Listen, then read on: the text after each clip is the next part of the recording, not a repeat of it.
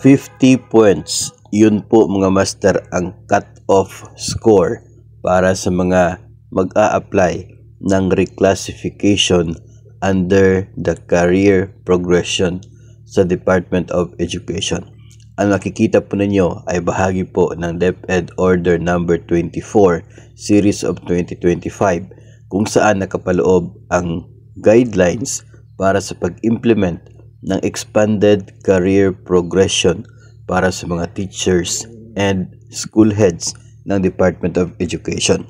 So mayroon po nakapaloob dito sa DO24 yung mga criteria, yung point system at kung magkano po kung ano po yung score ninyo base po sa criteria, base po doon sa guidelines ay dapat maabot po ang 50 bilang cut-off. So kapag pasok kayo sa 50 na cut-off score, meaning pwede kayo ma-reclassify into a certain position kung saan po kayo eligible. And kapag ganyan po ang nangyayari ay nasa 100% na po yung chance na mapapasa inyo yung posisyon, higher position kung saan po kayo ma-reclassify. Ang tanong na lamang ay kung kailan ito mapapasa inyo. Kasi nga, meron po tayong isang factor na tinitingnan at yun ay ang budget. So, ang mangyayari every year, meron pong budget na nakalaan para po sa inyo pong division, sa inyo pong SDO. Yung budget po na yan ay hindi po kaya siguro na ma-cater ang lahat ng mga nag-apply for reclassification.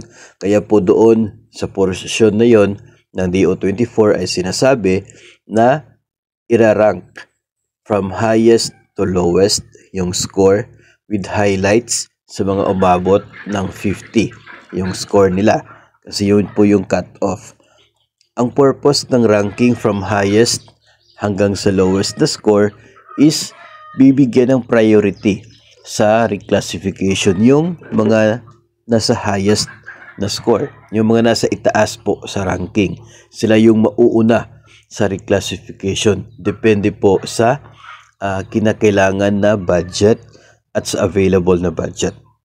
So, for example, kung umabot po kayo ng 100 na umabot sa 50 na score, tapos yung available budget po ay good for 50 ang kayang ma-cater nito, no? Kasi 50 people yung ipopromote mo. Medyo malaki nga po talaga yung kailangan na budget yan, considering na isang taon yung for 1 year. No? Malaki po yung kinakailangan na pundo dyan. Kasi the following year pa makakapag-request ng another budget for the new position. Parang ganon.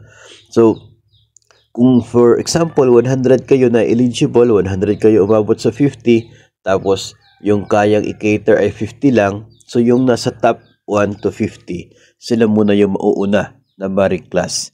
Sila yung mauuna na makakatanggap ng kanila pong bagong appointment, bagong posisyon, bagong sahod, kasi sila pa muna yung ma-cater, kayang i-cater ng budget.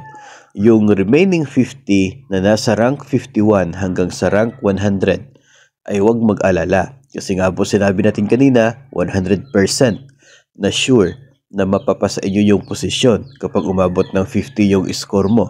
So kayo po na umabot ng 50 na score pero hindi kayang ma-cater ng budget ngayon, kayo naman ay bibigyan ng priority sa next na pagdating po ng budget. So hindi po mag-o-open ng bagong reclassification, hindi magtatanggap ng bagong mga applicants for reclassification hanggat hindi po mauubos sa pag-reclassify yung lahat ng mga umabot ng 50 na score.